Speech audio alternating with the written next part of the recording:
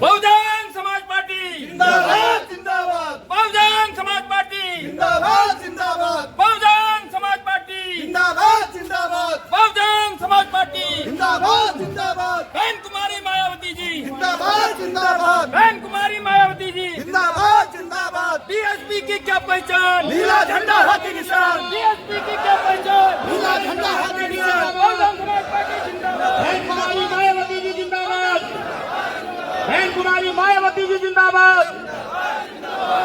मान्य आकाश आनंद जी जिंदाबाद, बहुजन समाज पार्टी जिंदाबाद, बीएसपी की क्या पहचान, बीएसपी की क्या पहचान, बहुजन समाज पार्टी जिंदाबाद, बहुजन समाज पार्टी जिंदाबाद। सम्मानित साथियों,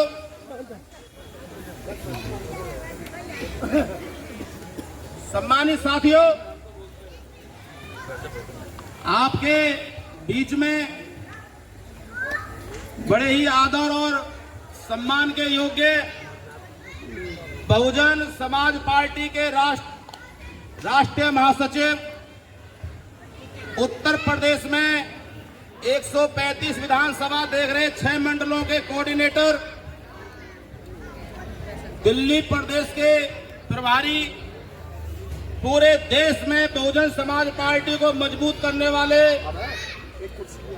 मेरे जैसे हजारों कार्यकर्ताओं को तैयार करने वाले आदर और सम्मान के योग्य माननीय धर्मवीर सिंह अशोक साहब हमारे बीच में उपस्थित हो चुके हैं। आप जोरदार तालियों से उनका स्वागत करें। पूर्व में विधान परिषद के नेता रहे, 2 बार विधायक रहे हैं, पूर्व में जेल मंत्री रहे हैं माननीय मंत्री जी। उन्हीं के साथ में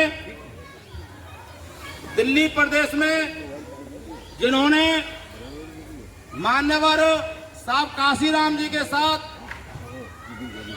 काम किया और काम ही नहीं किया, पूरी दिल्ली को तैयार करने का काम किया। रजिस्टर में साइन बाद में करना पड़े तो जल्दी। सतीश खैराले जी आए, के विधानसभा अध्यक्ष धर्मेंद्र जी आए, सरन जी आए, पड़पड़गंज के दौलत राम जी आए, हमारे सभी विधानसभाओं के अध्यक्ष प्रभारी जल्दी आए। माननीय मंत्री साहब का स्वागत करें। हो गया भाई सत्येंद्र जी आ जाओ। और वो मुन्ना लाल फोटो लो पहले, चलो हो गया। मुन्ना लाल जी जल्दी से जल्दी। मुकेश मास्टर जी चलो हो गया। अब बैठने दो, सबको बैठने दो, बैठिए, सब हाथ मिलाओ। हो गया। सर आपको सुनना चाह रहे हैं। चलिए। ओखला से आए सुल्तान सिंह जी, आप राजकुमार गौतम जी मीटिंग में भी उस दिन आए थे। बैठो, बैठिए। अब सभी बैठ जाएं, आराम से बैठ जाएं। सर्वजन समाज में जन्मे सभी संतों, गुरुओं, महापुरुषों को नमन करते हुए महात्मा ज्योतिराव फूले, छत्रपति साहू जी महाराज, नारायण गुरु, परम पूज्य बाबा साहब डॉक्टर B.R. अम्बेडकर, मान्यवर कांशीराम साहब, सभी को नमन करते हुए बहुजन समाज पार्टी की राष्ट्रीय अध्यक्ष, उत्तर प्रदेश में 4 बार मुख्यमंत्री रहीं आदरणीय बहन कुमारी मायावती जी को अपना आदर्श नेता मानते हुए आज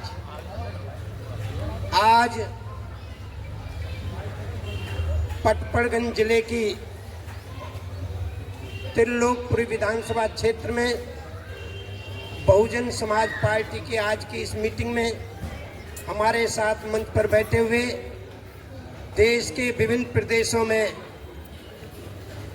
केंद्रीय कोऑर्डिनेटर रहे, आज दिल्ली, हरियाणा, पंजाब, राजस्थान आदि प्रदेशों के केंद्रीय कोऑर्डिनेटर भाई नितिन सिंह जी, हमारे प्रदेश के युवा प्रदेश अध्यक्ष भाई लक्ष्मण सिंह जी, हमारे प्रदेश के महासचिव भाई सतीश चौधरी जी, हमारे दूसरे प्रदेश के महासचिव भाई मुकेश बालाजी, शंकर लाल करदम जी, हमारे जोन के इंचार्ज और आज की मीटिंग का संचालन कर रहे भाई दिनेश कुमार गौतम जी, हमारे इस जोन के इंचार्ज भाई प्रेम कुमार जी और हमारे दर्शन लाल जी, इधर कानपुर से भाई अजब सिंह जी और आजमगढ़ से भाई डॉक्टर अमरनाथ जी, इस विधानसभा क्षेत्र के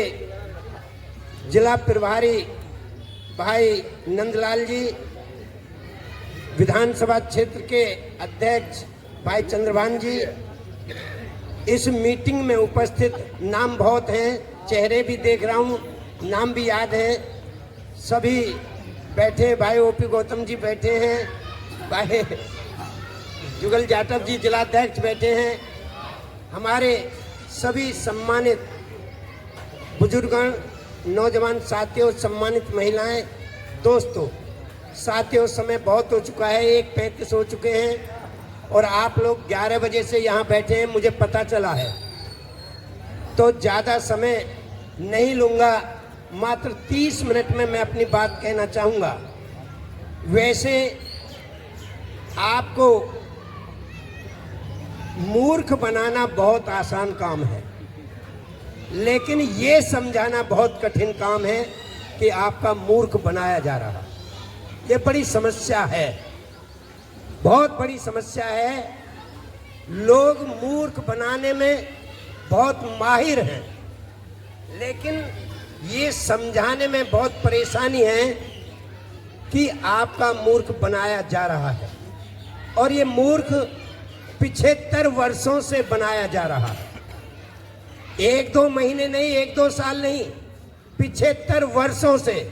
कौन बना रहा है? इस देश के वे लोग जिनके हाथ में इस देश की सत्ता और शासन था, जो राजा महाराजा थे। उन्होंने अपनी पीढ़ी को बड़े अच्छे तरीके से समझाया कि इस देश के लोगों को मूर्ख कैसे बनाया जा सकता है। और आज तक हम नहीं समझ पा रहे हैं कि बाबा साहब डॉक्टर अम्बेडकर ने जो अगर चाहते तो वे लंदन में पढ़ते हुए ऐशो आराम का जीवन वहीं बड़े बड़े ऊंचे पदों पर रहकर जी सकते थे। लेकिन जब उनसे पूछा गया, पत्रकारों ने पूछा कि आप देश में के बारे में क्या सोचते हैं, तो उन्होंने कहा कि गांधी जी कहते हैं कि देश मेरे लिए सर्वोपरि है। मैं भी कहता हूं कि अगर मेरे और देश के बीच में मुझसे पूछा जाएगा तो मैं कहूंगा कि देश मेरे लिए सर्वोपरि है। लेकिन अगर मुझसे पूछा जाएगा कि देश और तुम्हारे समाज के बीच में, वंचितों के बीच में कौन श्रेष्ठ है, तो मैं कहूंगा कि मैं देश नहीं, मैं अपने समाज की बात करूंगा। तो बाबा साहब डॉक्टर अम्बेडकर ने उस समय जो परिस्थितियां थीं, जानते थे कि मेरे देश में मेरा सम्मान नहीं है, मेरे देश में मेरे समाज का सम्मान नहीं है, लेकिन उसके बाद भी उन्होंने देश को चुना और वापस आए और हमारे तुम्हारे लिए अपना सारा जीवन कुर्बान कर दिया। आज जो हम और आप इन कुर्सियों पर बैठे हैं, भाई बात नहीं करोगे तो, आज जो आप और हम इन कुर्सियों पर बैठे हैं, अच्छा कपड़ा पहने हुए, अच्छा मुकाबला कर रहे हैं, अच्छा खाना खा रहे हैं, पढ़ लिख करके मजबूत बने हैं। अगर बाबा साहब डॉक्टर अम्बेडकर ने अपने परिवार को देखा होता, अपने बच्चों को देखा होता, तो आज हम यहाँ नहीं होते। उन्होंने अपने परिवार को कभी नहीं देखा, अपने बच्चों को नहीं देखा, उन्होंने हम और आपको देखा। इसलिए आज हम और आप ये थोड़ा थोड़ा सम्मान पा रहे हैं। और बाबा साहब जानते थे कि मेरे समाज में कोई रानी नहीं है जिसके पेट से राजा पैदा हो जाएगा। मेरे समाज के पास कोई हथियार नहीं है जो वो लड़ाई के बल पर राज्य जीत लेंगे, तो मेरा समाज कभी शासक नहीं बन पाएगा। इसलिए उन्होंने इन कांग्रेस के लोगों से संविधान सभा में संघर्ष करते हुए, हाँ भाई, उधर बात मत करो, वहां बात मत करो। तो उन्होंने कांग्रेस और उनके चमचों से संघर्ष लेते हुए, कांग्रेस के लोगों का कहना था कि इस देश के अंदर वोट का अधिकार सिर्फ पढ़े लिखे लोगों को होना चाहिए जिन्होंने हाई स्कूल या मैट्रिक पास किया है। इस देश के अंदर महिला घर की इज्जत है, वो घर से बाहर वोट डालने जाएगी तो उसका अपमान होगा, शोषण होगा। इसलिए महिलाओं को नहीं, सिर्फ पुरुषों को अधिकार होना चाहिए। इस देश में जो बंटवारा हो चुका है, मुसलमानों के लिए पाकिस्तान बन चुका है, तो वे पाकिस्तान में अपने अधिकार का प्रयोग करें, भारत में नहीं। बाबा साहब डॉक्टर अम्बेडकर ने जबरदस्त विरोध किया और उन्होंने कहा, ए नेहरू जी, आप साफ साफ क्यों नहीं कहते कि हम इस देश के गरीब कमजोर लोगों को वोट का अधिकार नहीं देना चाहते। अरे आपने इनको पढ़ने लिखने का अधिकार कब दिया है? तुमने तो लिख दिया मनुस्मृति में, तुम्हारे पूर्वजों ने लिख दिया मनुस्मृति में। क्या अगर सूत्र, कौन सूत्र? SC ST OBC के लोग, कौन SC ST OBC? नाई, गडरिया, कुमार, धीमर, अहीर, गुजर, जाट, कुर्मी, धोबी, खटीक, कोरी, बाल्मीक, मेघवाल, बैरवा, रैगर, बलाई, अगर ये पढ़ने की कोशिश करें तो इनकी जीभ काट लो। अगर ये सुनने की कोशिश करें तो इनके कान में शीशा पिघला करके डाल दो। अरे जब तुमने पढ़ने नहीं दिया इनको, तो इनमें हाई स्कूल मैट्रिक कहाँ से आएंगे? और जहां तक तुम महिलाओं को घर की इज्जत बता रहे हो, तुमने कभी घर के बाहर इनको बाहर की सांस नहीं लेने दी, घर के अंदर कैद करके रखा है। इनका अधिकार क्यों छीनना चाहते हो? जिन मुसलमानों को पाकिस्तान से प्यार था वो पाकिस्तान चले गए, जिनको भारत से प्यार है उनका अधिकार क्यों छीनना चाहते हो? मेरा कहना है, बाबा साहब ने कहा कि इस देश के अंदर जिसने जन्म लिया है, चाहे पढ़ा लिखा है चाहे अनपढ़ है, जमीन वाला है चाहे बेजमीन वाला है, हिंदू है चाहे मुसलमान है, महिला है चाहे पुरुष है, ब्राह्मण है चाहे वाल्मीकि है, सबको एक वोट का अधिकार होगा। और इस वोट की गिनती एक होगी, चाहे CM डाले, चाहे PM डाले, चाहे मजदूर डाले, चाहे सफाई कर्मचारी डाले, चाहे किसान डाले, सबके एक वोट की गिनती एक होगी और जिसका ज्यादा वोट उसका राजा होगा। इसलिए बाबा साहब डॉक्टर अम्बेडकर ने यह अधिकार दिलाया और 18 मार्च 1956 को आगरा की जनसभा में उन्होंने कहा, ए मेरे देश के गरीब लोगों, मैंने तुमको संविधान में एक ऐसा हथियार बनाकर दे दिया है, अगर तुम उसे चलाना सीख गए तो तुम इस देश के शासक बनोगे, तुम पढ़े लिखे लोगों पर राज करोगे। लेकिन आज 75 वर्ष हो गए, इस देश के ये गरीब लोग इस अधिकार का उपयोग नहीं कर पाए सही तरीके से। क्यों नहीं कर पाए? गलती इनकी नहीं है, क्योंकि इनको गलत तरीके से फीड किया जाता है।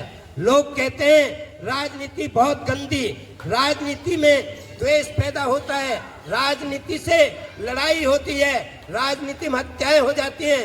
राजनीति नहीं, फिर क्या करें? फिर भगवान को याद करो, भगवान तुम्हारी समस्याओं को हल कर देगा। और भगवान को मनाने के लिए आपको भक्ति करनी चाहिए और भक्ति में शक्ति होती है। और मेरा कहना है, हजारों साल हो गए भक्ति करते करते, पर आज तक शक्ति नहीं मिली। मैं इसे उल्टा करता हूँ, भक्ति में शक्ति नहीं, शक्ति में भक्ति है। तुम शक्तिशाली बन जाओ, अगले दिन तुम्हारे घर पे भक्तों की लाइन लग जाएगी। ताकतवर बनो, ताकतवर, तो तुम्हारा उद्धार हो जाएगा। जब तक तुम कमजोर रहोगे, तुम्हारी कोई सुनने वाला पैदा नहीं होगा। इसलिए अगर बाबा साहब की बात मानते हो, अभी भाई नितिन सिंह जी ने आपको बताया कि ये पार्टियां अलग अलग नहीं है, ये सब एक है, एक इनकी विचारधारा एक है। सिर्फ इन्होंने इस देश के गरीबों को फुटबॉल बनाकर रख दिया है। फुटबॉल का मैच देखा है, बॉल में इधर से किक लगी इस पाले में, उधर से किक लगी इस पाले में, इधर से किक लगी इस पाले में, बॉल दोनों पालों में घूमती रहती है किक खाती खाती। यही हाल इस देश के गरीबों का है। इन गरीबों ने कांग्रेस को वोट देकर उसकी सरकार बनाई। कांग्रेसी बोले अरे ये क्या जाने राजनीति, मारो इनमें किक लगी, चोट लगी, दर्द हुआ। बोले यार गलती हो गई, अब के कांग्रेस को नहीं, अब क्या बीजेपी को देंगे, राम मंदिर बनवाएंगे, बीजेपी को दी, उनकी सरकार बनाई। बीजेपी वाले बोले अरे वाह हमारा तो फ्री में काम हो गया, राम के नाम पर हमारी सरकार बन गई। और उन्होंने कहा मारो इनमें किक लगी, चोट लगी, दर्द हुआ। बोले यार ये भी गलती हो गई, इससे तो पुरानी वाली ठीक है। फिर कांग्रेस को दी, कांग्रेसी बोले कितने पक्के बेहा बेशरम निकले, किक खा के हमारे पाले में फिर दोबारा आ गए, मारो इनमें डबल किक, डबल मारी। फिर बीजेपी के पाले में, फिर बीजेपी ने डबल मारी, फिर केजरीवाल के पाले में, फिर केजरीवाल ने डबल मारी। किक खाते खाते तुम्हारा ये हाल हो गया है इस देश के गरीबों का। आज मैं तुम्हें किक खाने वाला नहीं, किक मारने वाला बनाने के लिए आया हूँ। मार दो इन तीनों में किक। जिस दिन इस आम आदमी पार्टी, बीजेपी और कांग्रेस में आप लोग किक मार दोगे, उस दिन तुम्हारा उद्धार हो जाएगा, वरना तुम ऐसे ही रोते रहोगे। हाँ, इलेक्शन के दिनों में जरूर तुम्हें पीने को मिल जाएगी, खाने को मिल जाएगी, 100-200 रुपए मिल सकते हैं, लेकिन 5 साल तक तुम्हारा अपमान होना है, इससे कोई बचा नहीं पाएगा। अगर आपको मान सम्मान का जीवन जीना है तो आप अगर बाबा साहब को मानते हो, क्योंकि सब लोग कहते हैं हम बाबा साहब के पुजारी हैं, हम बाबा साहब के पुजारी हैं, और जिस दिन अम्बेडकर जयंती होती है उस दिन क्या कहते हैं, भाई आज बाबा साहब का जन्मदिन है, कोई राजनीति पर चर्चा नहीं करेगा। अरे बाबा साहब डॉक्टर अम्बेडकर ने सारे जीवन भर राजनीति की चर्चा की, राजनीति पे चले, राजनीतिक ताकत पैदा की, और तुम कहते हो राजनीति पे चर्चा न करें। नहीं, हमको अपने परिवार में, हर गरीब परिवार को अपने परिवार में से एक बेटा या एक बेटी को नेता बनाना पड़ेगा। जिस घर में नेता तैयार हो जाएगा उस घर की इज्जत होना शुरू हो जाएगी। इसलिए आपको इस राजनीति को समझना चाहिए। क्यों समझना चाहिए? क्योंकि इस संसार में ताकतवर की बात मानी जाती है, और ताकत राजनीति में है। ताकत खेत में नहीं है, ताकत नौकरी में नहीं है, ताकत बिजनेस में नहीं है, ताकत मंदिर में नहीं है, फिर ताकत है कहाँ? ताकत का एक ही स्थान है, उसका नाम है राजनीति। राज करने की नीति को राजनीति कहते हैं। जो राजनीति करता है वो नेता कहलाता है, और नेता ही आज देश का राजा बनता है, और राजा पर कभी जुल्म नहीं होता, हमेशा उसके आदेश का पालन होता है। आपको राजा बनना पड़ेगा, एक एक पुरुष को, एक एक महिला को, सबको राजा बनना पड़ेगा। आप कहोगे साहब हम कैसे राजा बन सकते हैं? राजा तो राजा का बेटा बन सकता है। ये बात तुम्हारी 50 साल 75 साल पहले सही थी, आज सही नहीं है। 75 साल पहले इस देश में राजा वही बनता था जो रानी के पेट से जन्म लेता था। राजा का बेटा राजा, राजा का बेटा राजा, वंश दर वंश, चाहे अंधा हो धृतराष्ट्र की तरह, लंगड़ा हो पृथ्वीराज की तरह, नाबालिग हो उदय सिंह की तरह, चाहे शराबी हो, चाहे ज्वारी हो, चाहे कबाबी हो, पर राज मुकुट तो उसी के सिर पर रखा जाता था कि यही राजा बनेगा। लेकिन बाबा साहब डॉक्टर अम्बेडकर ने 26 जनवरी सन 1950 को इस देश का संविधान बनाकर रानी के पेट का ऑपरेशन कर दिया। बाबा साहब ने कहा अब राजा रानी के पेट से पैदा नहीं होगा, अब राजा बैलेट बॉक्स के पेट से पैदा होगा। जिस डिब्बे में तुम्हारा वोट पड़ेगा उसमें से राजा पैदा होगा। और राजा एक नहीं, पहले तो एक ही बनता था जो युवराज होता था, आज एक नहीं, इस देश में करोड़ों लोग राजा बनते हैं। हर गांव में राजा, हर मोहल्ले में राजा, हर नगर में राजा, हर वार्ड में राजा, हर ब्लॉक में राजा, हर जिले में राजा, हर प्रदेश में राजा, चारों तरफ राजा ही राजा, राजा ही राजा। कोई छोटा राजा, कोई बड़ा राजा, और गांव का प्रधान, गांव का राजा, वार्ड का पार्षद, वार्ड का राजा, ब्लॉक का प्रमुख, ब्लॉक का राजा, जिला पंचायत का अध्यक्ष, जिले का राजा। ये सब राजा हैं और इनके पास ताकत होती है, इनके पास खजाने की चाबी होती है। प्रधान बनते ही भले अनपढ़ उठाते एक महिला बने, लेकिन वो कुर्सी पे बैठेगी, उसके सामने पढ़ा लिखा पंचायत सेक्रेटरी फाइल लेके खड़ा रहता है। जो ब्लॉक प्रमुख भले ही 5वीं फेल हो, लेकिन उसके सामने पढ़ा लिखा वीडियो जो ग्रेजुएट होता है वो फाइल लेके खड़ा रहता है। जिला पंचायत का अध्यक्ष भले ही हाई स्कूल फेल हो, पर उसके सामने कलेक्टर आईएएस जी सर चलता रहता है। और अनपढ़ मंत्री बन जाए तो आईपीएस आईजी डीआईजी सलूट मारते हैं। कितनी बड़ी ताकत तुम्हारे हाथ में बाबा साहब डॉक्टर अम्बेडकर ने दी। क्यों दी थी? क्योंकि मेरे देश में गरीबों की संख्या ज्यादा है, ये अपने इकट्ठा होकर अपने वोट के बल पर ये अपना शासन तैयार कर सकते हैं, लेकिन आज तक नहीं कर पाए। क्यों नहीं कर पाए? क्योंकि इस देश के अंदर तुम्हारे समाज में, हर जाति में पालतू तीतर पाल रखे हैं। किसने? कांग्रेस बीजेपी वालों ने। जो पालतू तीतर, जैसे कोई शिकारी पालतू तीतर पालता है, उसे अच्छा दाना खिलाता, पानी पिलाता है और जंगल में ले जाकर छोड़ देता है, तो जंगल में जाकर वो पालतू तीतर किलू किलू किलू किलू के आवाज लगाता है। तो जंगल के तीतर ये सोच के हमारा भैया आ गया, हमारी बिरादरी का आ गया, हमारी जाति का आ गया, हमारी मदद करेगा, चलो इसके पास चलते हैं। सारे जंगल के तीतर उस पालतू तीतर के पास आ जाते हैं और सब अपनी समस्या बताते हैं। पालतू तीतर कहता है चिंता मत करो, आज शाम को सबकी समस्या हल करवा दूंगा, कोई समस्या नहीं बचेगी, जैसा मैं कहूं वैसा करते जाओ। बोले बताओ कैसे करें? मेरे पीछे पीछे चलो। आगे आगे पालतू तीतर, पीछे पीछे जंगल के तीतर वो ऐसी जगह ले जाके फंसाता है जहां शिकारी पहले से जाल फैला के तैयार रखता है। सारे जंगल के तीतर उस जाल में फंस जाते हैं और शाम को शिकारी आता है, सबको पकड़ के घर ले जाता है, सबकी गर्दन कलम करता है, भोजन बना के बड़े प्यार से खाता है। पालतू तीतर को नहीं काटता, उसे नहीं मारता। क्यों? कल का भोजन कहां से आएगा? ठीक इसी प्रकार ये कांग्रेस बीजेपी आम आदमी पार्टी के लोगों ने तुम्हारे समाज में पालतू तीतर पाल रखे हैं। वे पालतू तीतर तुम्हारा सबका भोजन बनवाते हैं। इसलिए आपको उन लोगों से सावधान रहना है जो लोग कहते हैं बहुजन समाज पार्टी खत्म हो गई। बहुजन समाज पार्टी का कोई एमपी नहीं, एमएलए नहीं, बहुजन समाज पार्टी अब आने वाली नहीं है। नहीं, बहुजन समाज पार्टी एक विचारधारा है। बहुजन समाज पार्टी न कभी खत्म हुई है, न कभी खत्म होगी, ये मेरी गारंटी है। क्योंकि ये विचारधारा पर आधारित है और दो ही विचारधाराएं इस देश के अंदर, एक बीजेपी के पास है और एक बहुजन समाज पार्टी के पास है। दोनों में 36 का आंकड़ा है।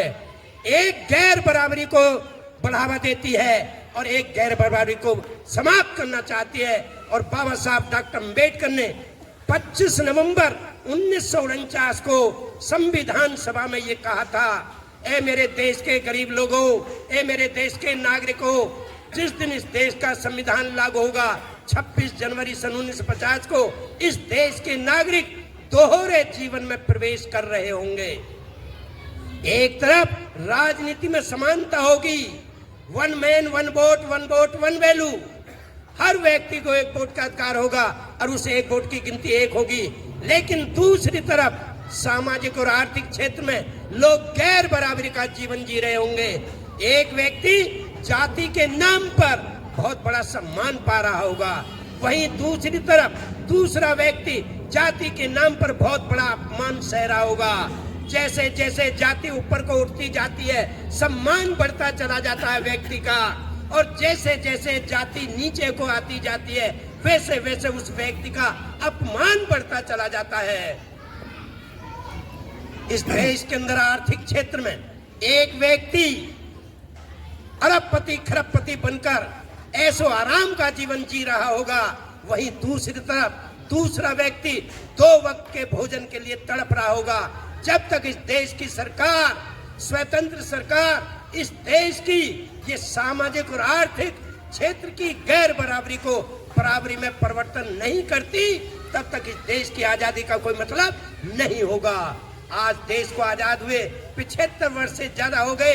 क्या किसी भी प्रधानमंत्री ने, चाहे नेहरू जी रहे, चाहे इंदिरा जी रही, चाहे आपका अटल बिहारी वाजपेयी रहे, चाहे मोदी जी रहे, चाहे और कोई रहे, क्या किसी ने कभी प्रयास किया इस देश से जातवाद समाप्त हो, इस देश से गरीबी समाप्त हो? कहते तो सब हैं जातवाद खत्म होना चाहिए, गरीबी खत्म होनी चाहिए, लेकिन किसी के मन में ये बात नहीं है। क्यों नहीं है? आप नहीं समझ पा रहे। मैं बताता हूं, इसलिए नहीं है।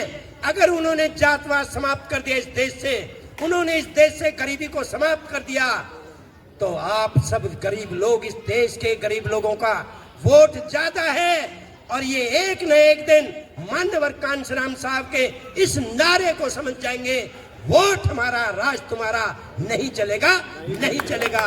और ये अपने वोट से हमारा राज छीन लेंगे। क्यों? क्योंकि इनका ध्यान पेट से हटकर यहाँ आ जाएगा। ये सोचना शुरू कर देंगे। इन्हें सोचने का मौका मत दो, इनको भूखे रखो, आधा पेट भूखा रखो, सिर्फ 5 किलो राशन में बहकाओ, इससे अलावा और कुछ देने की जरूरत नहीं है।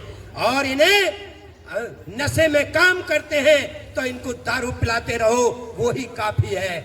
और आप लोग नहीं समझ पा रहे हो, इनकी चालाकियों को नहीं समझ पा रहे हो। बहुजन समाज पार्टी अकेली एक ऐसी पार्टी इस देश के अंदर जो इस गैर बराबरी को बराबरी में परिवर्तन करना चाहती है, और ये करके दिखाया।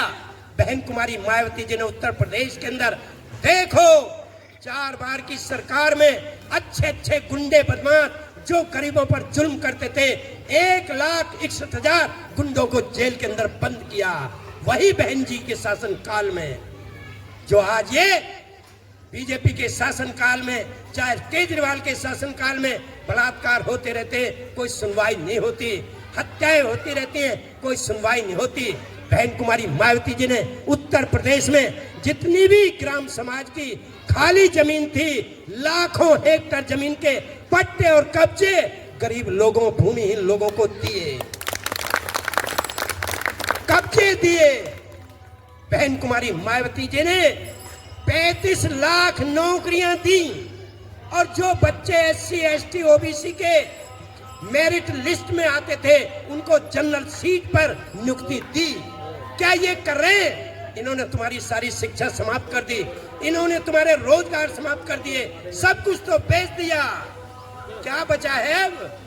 अगर आंखें नहीं खुली तो आप लोग पछताओगे, रोने के अलावा कुछ हासिल नहीं होगा। इसलिए जाग जाओ, जाग जाओ, अभी मौका है। और मैं नहीं कहता जो अपने घर पे बैठे हुए उनके बारे में मुझे कुछ नहीं कहना।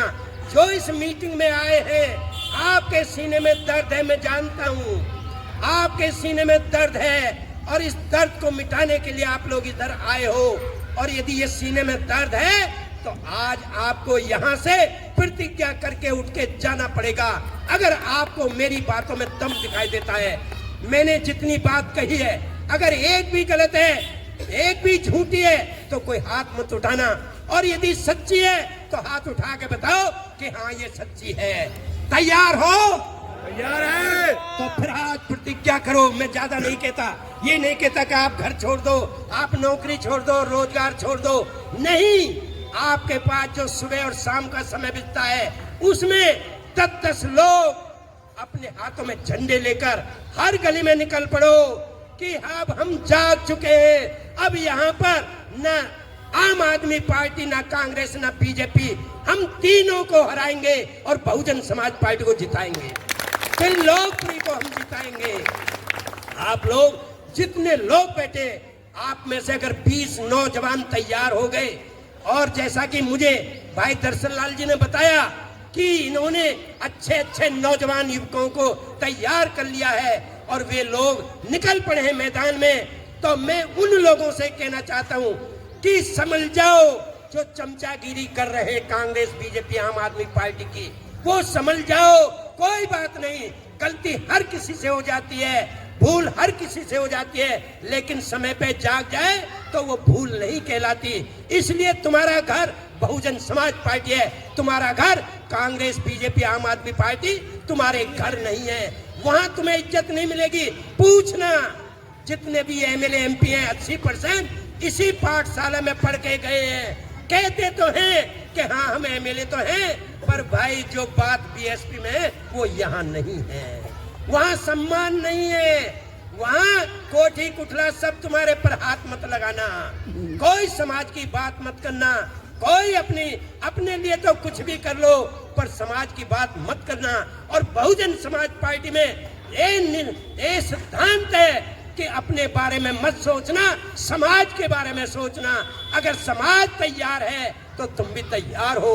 लोग कहते हैं साहब बीएसपी सम्मान की बात करती है, हमारा अपमान कर दिया, हमको कुर्सी नहीं दी बैठने के लिए, हमको बुलवाया नहीं गया, हमारा अपमान हो गया। बीएसपी ध्यान से सुन लो, किसका सम्मान कराना चाहती है? बीएसपी तुम्हारा सम्मान नहीं कराना चाहती, तुमने जिस समाज में जन्म लिया है उसका सम्मान कराना चाहती है। अगर समाज का सम्मान है तो तुम्हारा भी सम्मान है, और समाज का अपमान हुआ तो तुम भी एक दिन बचोगे नहीं, तुम्हारा भी अपमान होना ही होना है। इसलिए समाज की लड़ाई लड़ो, समाज के लिए लड़ो, अपने लिए नहीं। हमें तो कुर्बान होना ही पड़ेगा। अरे फूले जी भी सोच सकते थे कि मैं क्यों करूं, मुझे क्या मिलेगा। बाबा साहब भी सोच सकते थे मैं क्यों करूं, मुझे क्या मिलेगा, मैं तो लंदन में ही ठीक हूं। कांशीराम भी आराम से नौकरी करते रहते, क्यों वो छोड़ते।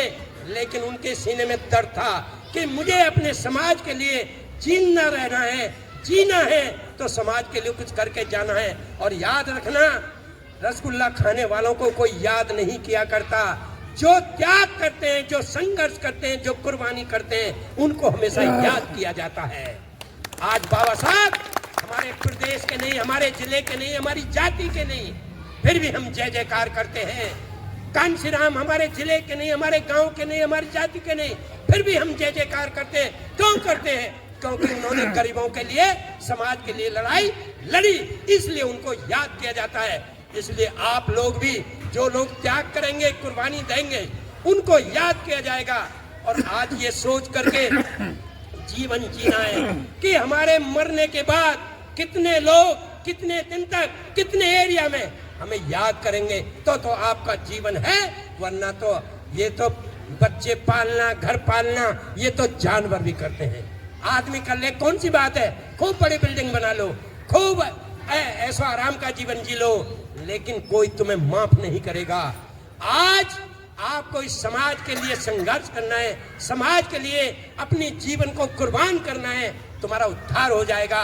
इसलिए आज मैं आप लोगों से निवेदन करता हूं, आज शाम से ही ये झंडे हैं हमारे गले में नहीं, अपने गले में डाल कर और हाथ में झंडा लेकर के निकल पड़ो। बीएसपी का नारा है मुस्लिम भाई हमारा है, और मुस्लिम भाई हमारा है तो भारत देश हमारा है। आज हम भाईचारा बनाएंगे, ना कोई नाई है, ना कोई गड़िया है, ना कुमार है, ना धीमर है, हम सब मानव है, हम सब भाई हैं, हम सब मिलकर के भाईचारा बनाएंगे। और बहुजन समाज पार्टी के चुनाव चिन्ह हाथी का बटन दबाकर बहुजन समाज पार्टी की सरकार बनाएंगे। और आपको विश्वास दिलाता हूं कि इस बार आपके इन 20 विधानसभाओं में से कम हम ज्यादा नहीं तो 8-10 विधानसभा जीत के जाएंगे। हम पीछा नहीं छोड़ेंगे, रात दिन हम यही काम कर रहे हैं। सुबह 4 बजे हम जागते हैं, रात को 11 बजे तक यही काम है। अभी हमारा वजीरपुर में भी कार्यक्रम है और मुझे यहाँ से ठीक 2 बजे निकलना था, 2 बज चुके हैं। इसलिए आप लोगों से मैं निवेदन करना चाहूंगा कि आप सब लोग एकजुट होकर, जैसे तुमने हाथ उठाए उसका ध्यान रखना और ये सोचना कि हमें इस त्रिलोकपुर विधानसभा को जीतकर बहुजन समाज पार्टी के खाते में डालना है, ताकि हम अपनी सरकार बना सके। इन्हीं शब्दों के साथ, और आज खुशी की बात है, वर्षा गौतम जी कोंडली क्षेत्र से, रामवती गौरव जी ये बहुजन समाज पार्टी में शामिल हो रहे हैं। आइए, आपका स्वागत है।